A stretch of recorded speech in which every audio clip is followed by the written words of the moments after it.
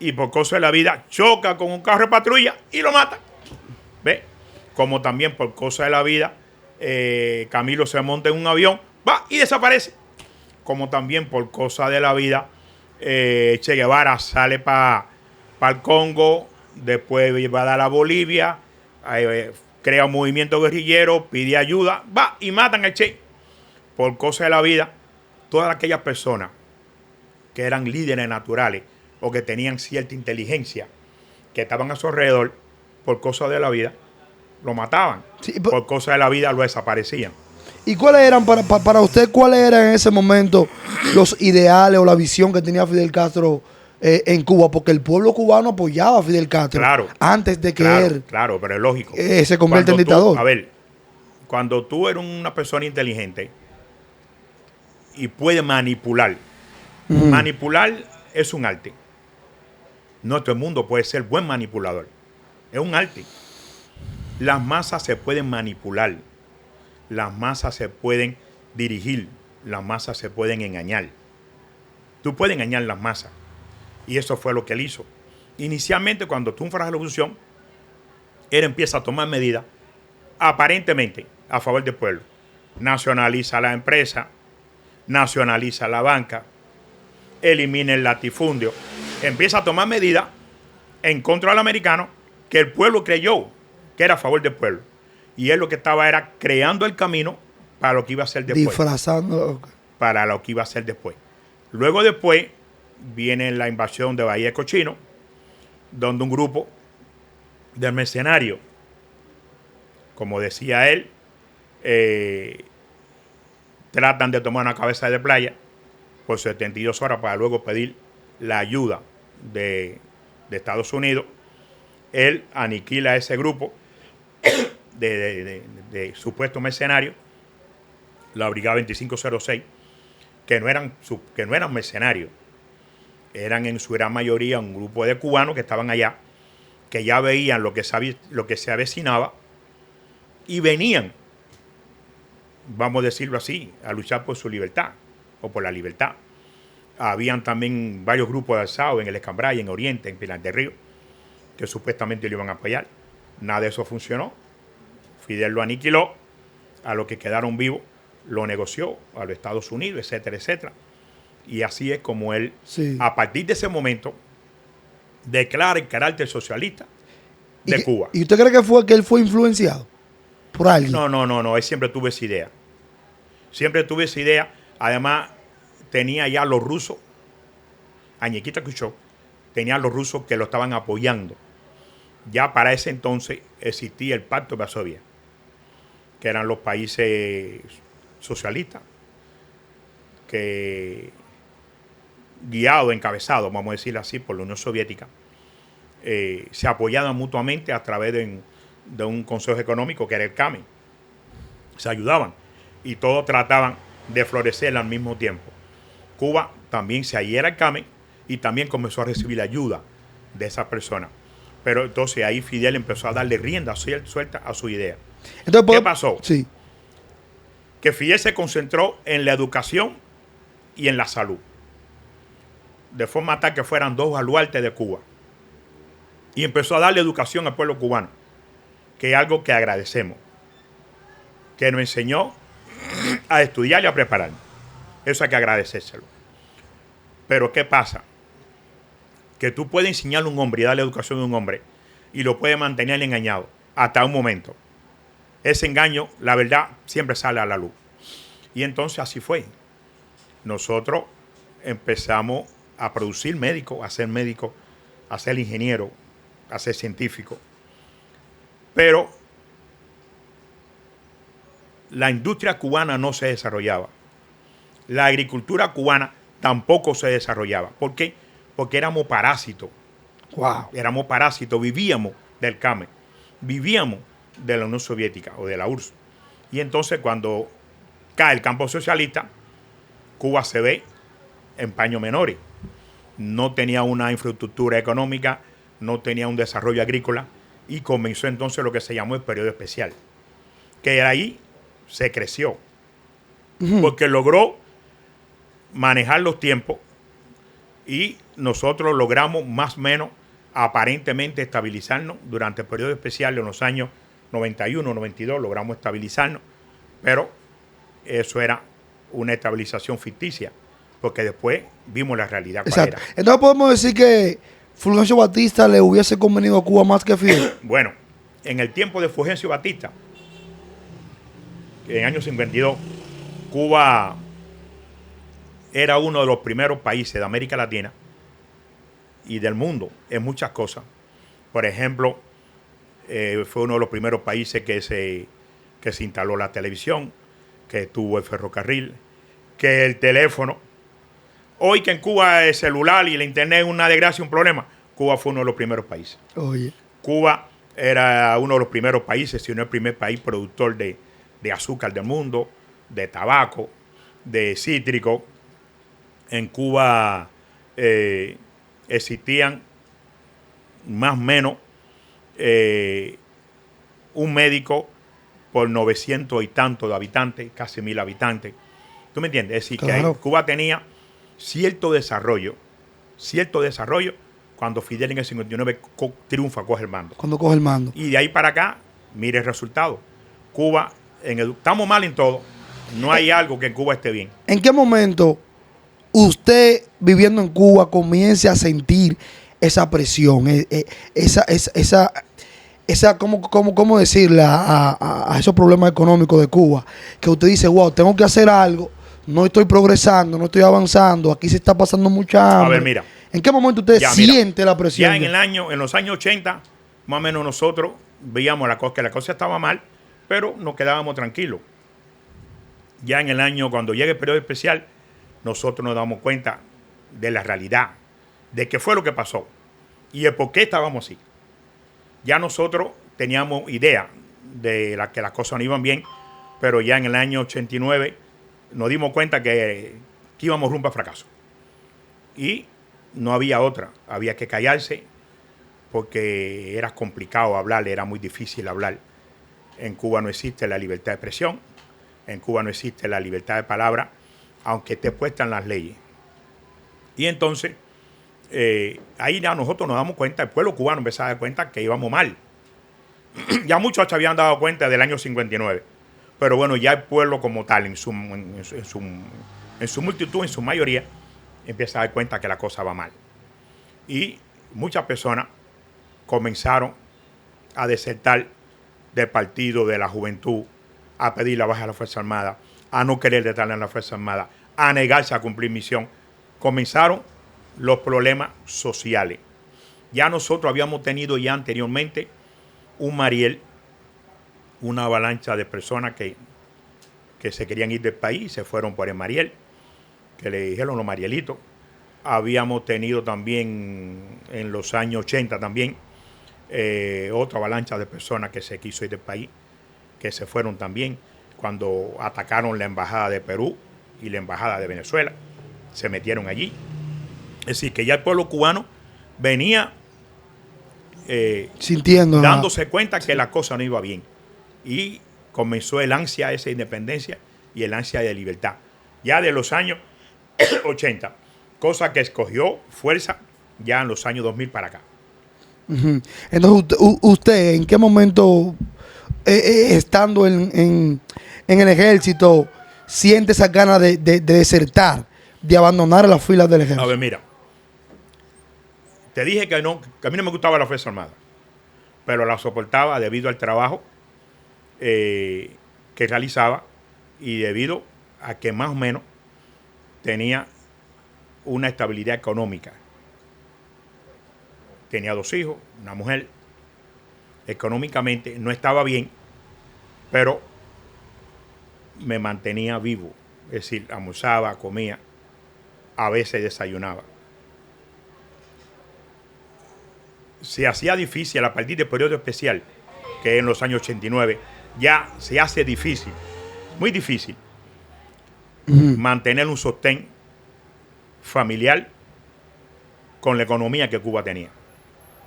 Una economía de fracaso. Y entonces ya a partir de ahí uno piensa a pensar, ¿qué hago para resolver mi problema? Ya, Ujú. Y uno empieza a pensar que la única solución que uno tiene es irse. Pero viene la otra pregunta. ¿Cómo me voy? ¿Qué hago para irme? ¿De qué manera me voy sin crearme un problema? Sin que me metan preso, sin que me la arranquen. ¿Cómo me voy? Comprando un vuelo. No, eso no es así. En Cuba no era así. En Cuba para tú viajar tienes que tener un porqué. ¿A dónde tú vas? ¿Vas de misión? La misión la da el gobierno. O sea, para tú salir de Cuba, A ver, sí. tú no puedes comprar un vuelo No, como aquí y coger para donde tú No. quieras. Para tú salir de misión, tú vas a salir de misión. Esa te la da el gobierno. Ahora, para tú salir a visitar, no, eso no es así. ¿A visitar a quién? ¿Quién eres tú? No. En Cuba nadie salía de visita. Nadie. Había muchos cubanos o la comunidad cubana en el exterior que a veces venían a Cuba con 1000 trabajos por terceros países y aquello era una odisea. Ahora, a partir de los años más o menos 2000 tantos, es que se autoriza a algunos cubanos a viajar al extranjero por índole familiares generalmente. Un tío enfermo, un tío que tiene necesidad no sé qué, que una familia me hizo una carta de invitación. Así, cogido con pinza, algunos cubanos. Cogido con pinza. Ujú. Ahora, ya después, los años 2000 y pico, algunos cubanos empiezan a viajar por carta de invitación generalmente. Ujú. Otra persona, cubano o no, te ponía una carta de invitación y tú viajabas y regresabas.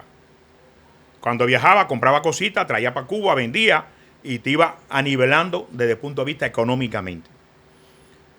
Pero por turismo no. El turismo en Cuba comenzó a coger un poquito más de fuerza ya en los años 2010 para acá. Es que es el turismo, pero un turismo controlado o amarrado por el cuello con la soga corta.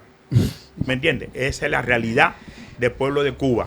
Ahora, cuando estas personas empiezan a salir de Cuba por misión, ¿Qué misión para el que a no, ver, para el que no misión sabe? médica, médicos que van a trabajar a otro país. Misión de educación, educadores que van a otros países a trabajar.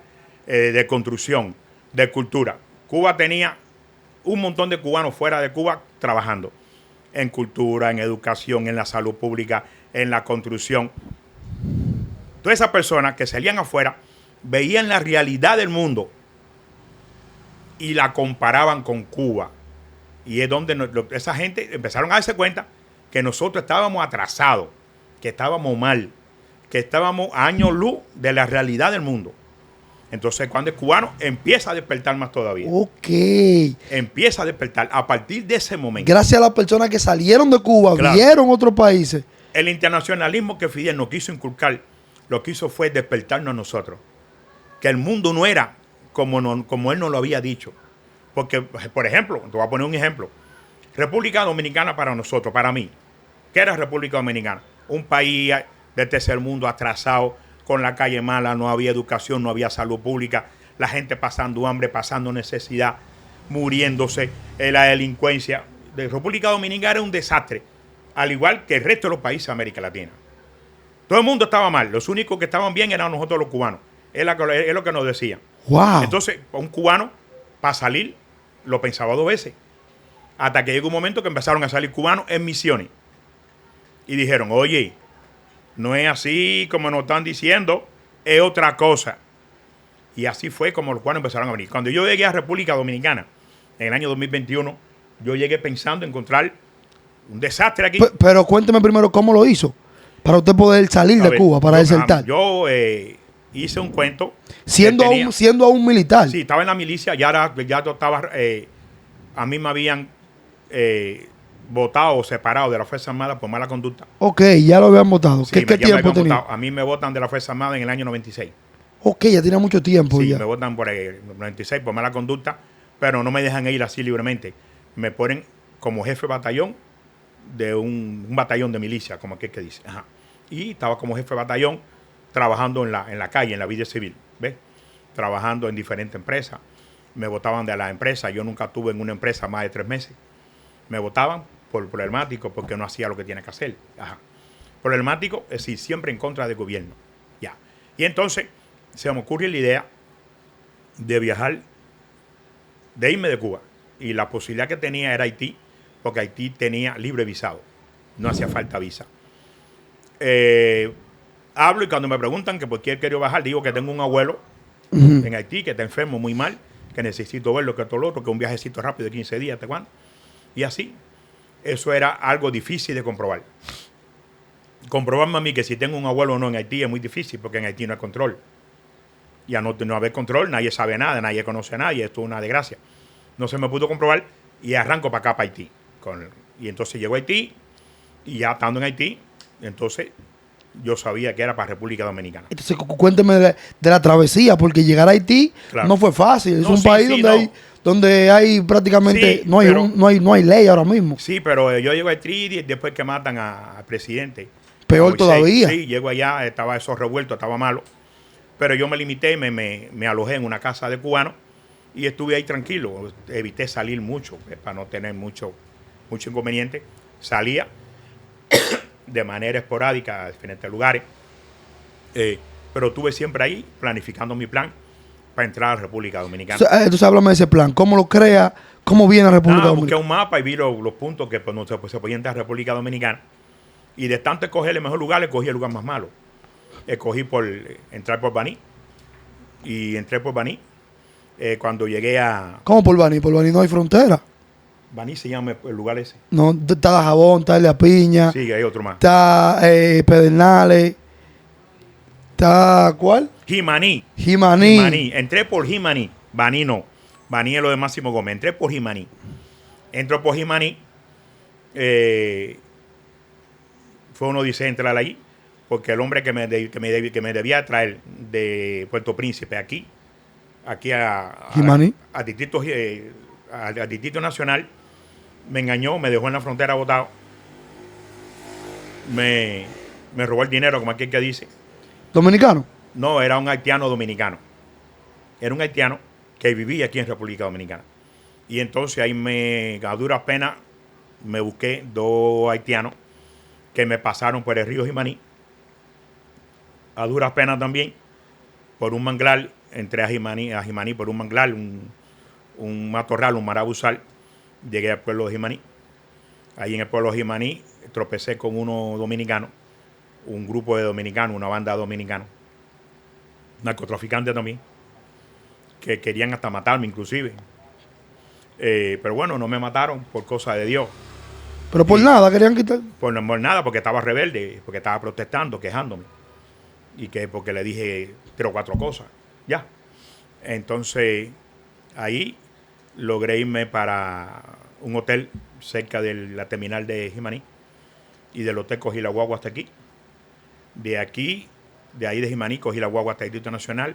Y ahí cogí un amigo que conocí ahí ese mismo día, que me dejó allá en la Hacienda Estrella. Y ahí me estuve viviendo en una casa de un cubano dominicano, es decir, de una cubana, casado con un dominicano que me acogieron con los brazos abiertos. Le agradezco todo, porque fueron los que me dieron la estabilidad inicial. Es decir, tenía una casa que nunca la pagué y a partir de ahí empecé a desarrollarme, a buscar trabajo, esto, lo otro. Y así hasta empecé a golpear. Cuando se topa con la realidad aquí en República Dominicana, o sea que... No, empecé a mandar fotos para allá.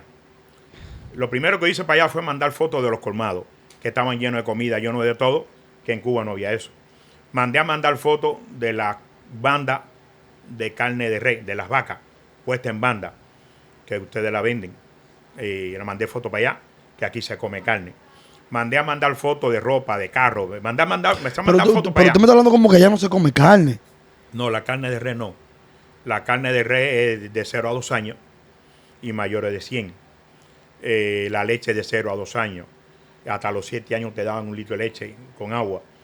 Y después no te dan más hasta los 65 y hasta los 100. Y así con todo, el jabón. Cuba tiene muchas limitantes, siempre la ha tenido desde el punto de vista de la alimentación y de la comida. Allá son 7 libras de arroz nada más por persona. ¿Cómo así? 7 libras de arroz. ¿Que le entrega el gobierno? En entrega no, te vende el gobierno. Allá existe una tarjeta de abastecimiento donde te dan 7 libras de arroz por persona. Te dan para el mes. Para un mes tiene 7 libras de arroz. Tiene 5 huevos.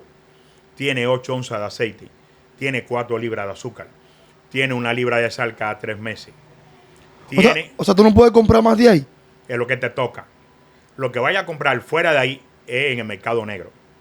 Si te cogen comprando en el mercado negro, está fuera de la ley. Es sancionado por la ley. Va preso. Pero ¿y cómo una persona puede sobrevivir entonces? Ingeniándosela. Con 7 libras de arroz. Ahí es donde viene el ingenio del cubano.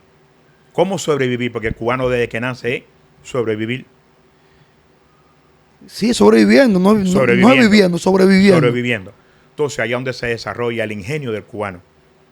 Allá donde el cubano demuestra que hay una masa gris que tiene que ponerla a funcionar.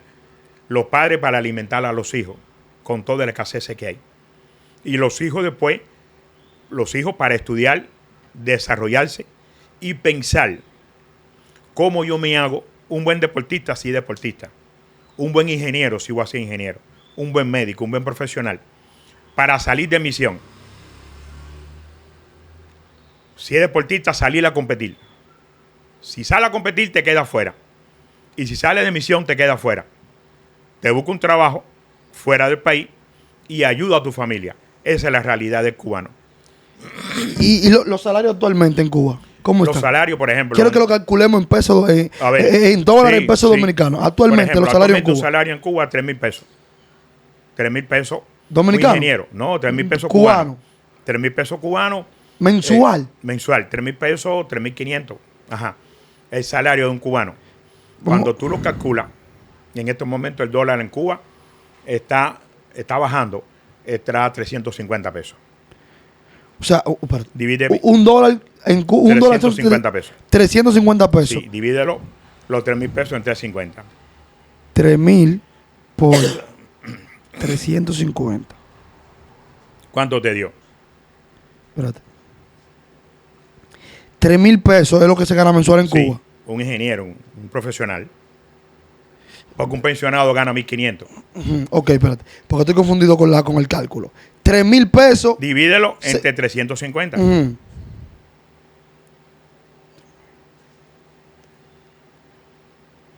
¿Cuánto te dio? 8. Ya, espérate. Ese dinero que te dio, que son $8. Sí, $8. ¿Qué pasa? Allá está en la tienda MLC, que es donde se compra con dólares. Con $8 que tú vas a comprar. Pero es que $8 no. Es un problema tuyo. Al Estado no le importa eso.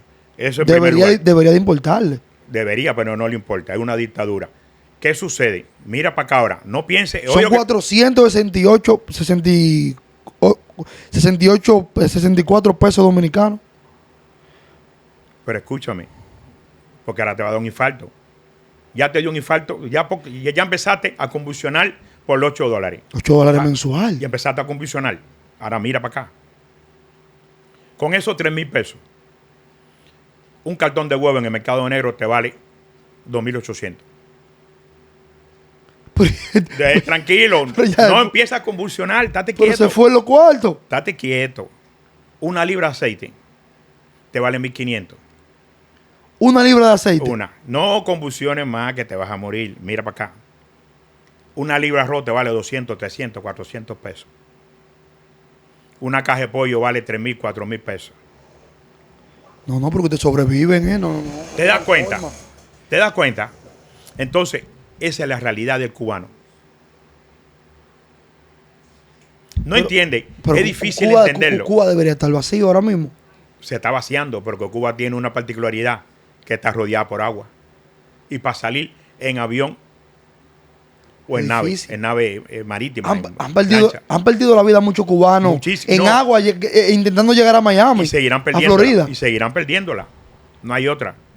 Seguirán perdiéndola. ¿Qué es más fácil? ¿Llegar a Florida en Yola por agua o a Haití? ¿Qué le queda más cerca? ¿Haití o Florida? Haití está más cerca, pero Haití está más cerca. Pero la travesía para Miami es mucho mejor. ¿Por qué razón? Por el país. Cuando llega a Miami, llegaste pie seco, pie mojado. El gobierno norteamericano pone tu embarcación, si es una embarcación exuberante, en un museo. A ti te dan $400 para el bolsillo. Te dan un bono de alimentación. Y te dan más o menos un lugar para que viva. Un trailer, una casita, no sé qué. Te dan un lugar para que viva. Y comienza a trabajar y tienes la posibilidad desde allá ayudar a tu familia trabajando, guapeando. Ayuda a tu familia que se quedó en Cuba y trabaja, te mantiene, come, te alimenta, te compra ropa, zapatos y ayuda a tu familia. ¿Me entiendes? Y puede tener lo que nunca tuviste en Cuba. Claro. Eso es si coges para Miami. Sí. Si coges para Haití, cuando llegaste a Haití, lo que te encontraste fueron 4 negros tirando tiros, un país desolado, devastado, hecho leña. Que no hay para ellos, menos va a haber para ustedes. Sin gobierno, sin nada. Un país que tiene que buscarlo todo aquí en República Dominicana. Entonces, ¿para dónde vas a coger? Sí, que no, Florida. Y por eso es que vemos muchos cubanos en Florida. Claro. Incluso me han dicho que hay barrios de cubanos. No, Miami es de cubanos. Sí. Igual que Nueva York es de dominicano. Dominicano. Miami es de cubano. Y mira, que yo te iba a preguntar qué tanto ha hecho Estados Unidos por Cuba. Demasiado. Por los ciudadanos cubanos. Demasiado. Existe una palabra que se llama bloqueo, pero históricamente empresas norteamericanas han comercializado con Cuba, históricamente, toda una vida. Y el gobierno dominicano, como usted vio, como te le dijo anteriormente, el gobierno dominicano, el gobierno estadounidense, históricamente, a los cubanos que llegan allí, lo protege. ¿Y por qué usted, en vez de venir a República Dominicana, no intentó hacer la travesía por agua para llegar a Miami? Claro, irme por República, irme por... En agua para Miami. Por agua para Miami. Corría el riesgo de irme en una embarcación. Tenía que irme en una embarcación, tenerme en una yola, como ustedes dicen, en una nave, para ir para Estados Unidos. Pero ¿qué sucede? Que esas travesías generalmente no se hacen de manera sola. Se hacen grupos de gente de 2, de 3, de 4, de 5, de 20, 30. Y para ir y para hacer eso hace falta una coordinación. Ok, sí. Y yo vengo para acá de manera secreta. Nadie sabía que yo venía. Los hijos míos nunca supieron que yo venía. Nadie supo que yo venía. Mi familia se enteró que yo venía para República Dominicana cuando yo, desde aquí, a través de amigos, le dije, estoy en República Dominicana. Fue que dijeron, ¿cómo? Porque nadie sabía que yo venía. Cuéntame qué tan limitante es realmente hoy en día en Cuba el tema del internet y los teléfonos y todo eso. A ver, es una dictadura que nos mantiene... porque yo veo que allá en Cuba sí hay youtubers que graban videos, sí, tienen internet. La dictadura nos mantiene en una pecera. En Cuba el noticiero dice... Los locutores del noticiero dicen lo que hay que decir, no lo que quieren decir ni lo que tienen que decir. Hay un guión. Tú tienes que hablar de esto y decir esto. La radio, hay un guión. Tienes que hablar de esto y decir de esto. La telefonía, allá todo del Estado. La telefonía. Las conversaciones muchas veces se graban. El Estado cubano lo sabe todo. Lo interviene todo. El internet lo manipulan de forma tal que al cubano le llegue lo que ellos crean que le debe llegar siempre y cuando no afecte sus intereses. Exacto. Por eso el internet en Cuba está manipulado. La información en Cuba es manipulada. Ahora que hay muchos cubanos fuera del país, es que la información llega ya un poco más verídica. Y cuando ellos se dan cuenta que está llegando esa información, que los cubanos están recibiendo esa información, por la vía que sea, tratan de interferirlo. Te interfieren en las redes y se acabó. Wow. Cuando en Cuba hay manifestaciones, que acá ratico hay manifestaciones de la población por ahí, la seguridad del Estado interfiere en la zona y no puede salir ni entrar nada de comunicación. Hay algunas personas que tienen buenos equipos y rompen el bloqueo ese, pero así funciona. ¿Y qué tan difícil o positivo es para usted como cubano estar aquí hoy en día en República Dominicana, de seguro sin estar al día con sus documentos y todo eso. ¿Qué tan limitado o positivo es para usted como cubano vivir acá en República Dominicana actualmente? A ver, no sé por qué razón el gobierno dominicano no aprovecha al personal que viene aquí. Si viene un personal ingeniero, médico, profesional, cualquiera que sea, ese personal no lo hiciste tú no invertiste en él. Aprovéchalo. Aprovecha su intelecto. Aprovecha el médico, aprovecha el ingeniero, aprovecha el técnico, aprovéchalo. Y sácale fruto en interés de la República Dominicana. Eso no se hace. Y las normas o las leyes de migratoria, desde el punto de vista de la documentación, para nosotros se nos hace muy difícil. Muy difícil y muy engorroso. Al extremo que para tú tener un empleo, más o menos, tiene que tener documentación. No tiene una cédula, no tiene empleo, que es el caso mío. No tiene una documentación, no tiene un empleo. Y eso nos afecta mucho. ¿Por qué? ¿Por qué razón? Porque mediante al empleo que tú vas a tener, es tu vida. Vas a ganar un salario, con ese salario vas a pagar tu renta, vas a pagar tu alimentación, vas a pagar lo que te haga falta, vas a tener tu vida tranquila, con paz. Si nosotros tuviéramos la posibilidad esa, fuéramos felices aquí.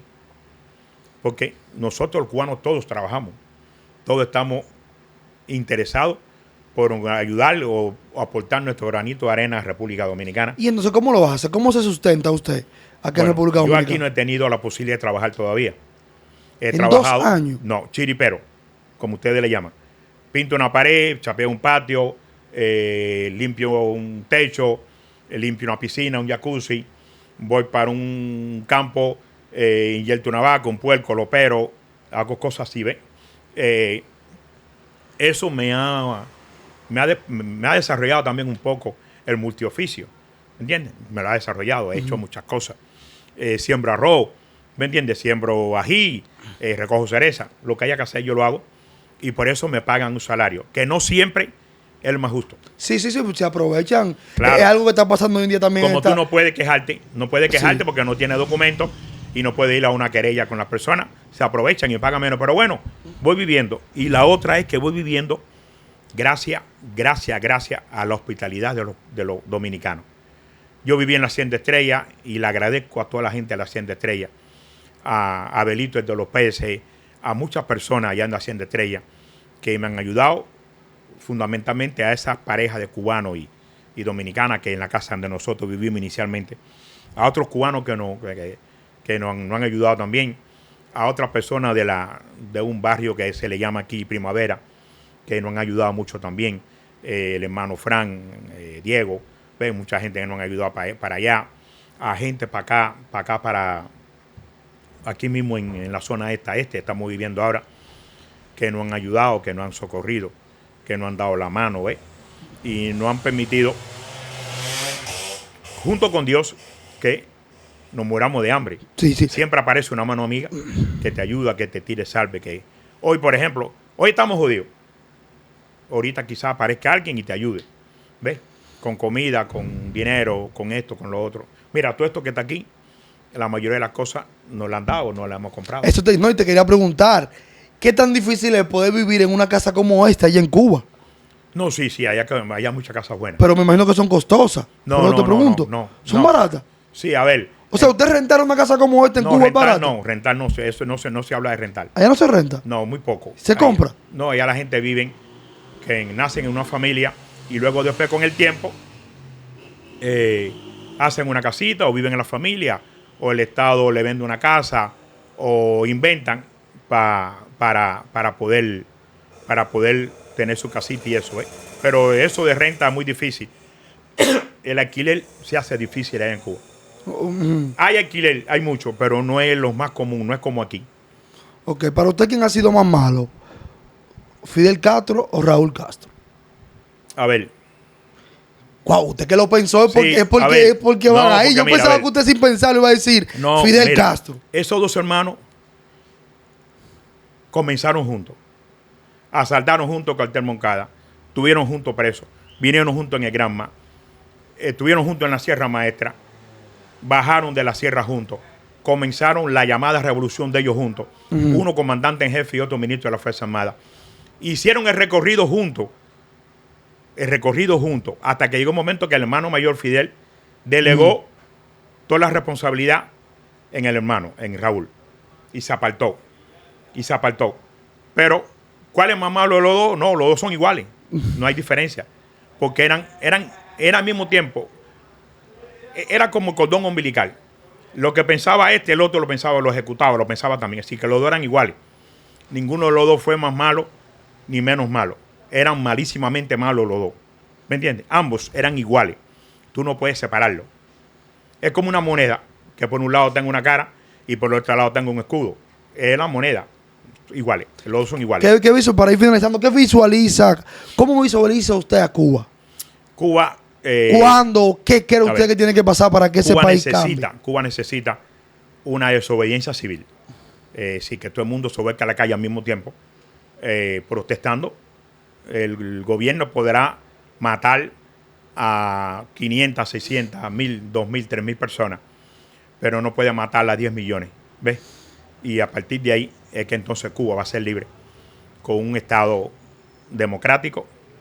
A partir de que Cuba tenga un Estado democrático, Cuba se va a desarrollar, pero de inmediato, porque es un pueblo de gente inteligente, de gente trabajadora, de gente luchadora, de gente capaz, de gente emprendedora. Y hay muchos cubanos que están fuera de Cuba por la cuestión económica, por cuestiones políticas.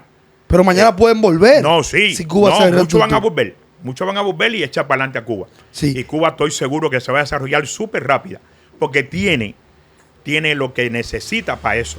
Tiene la materia, tiene personal. Lo que no tiene es la cabeza, que es la dictadura esa que tiene. ¿Por qué cree que no ha pasado? Que se tiren a la calle. Todavía no ha pasado porque todavía... A ver, el internet no se da. Y eso hay que coordinarlo, tiene que ser al mismo tiempo. Y el Estado ha sabido manejar eso. El Estado ha sabido evitar que las personas al mismo tiempo se movilicen en contra de ellos. Y cada vez que aparece un foco lo apagan. De rebelión, le caen arriba rápido.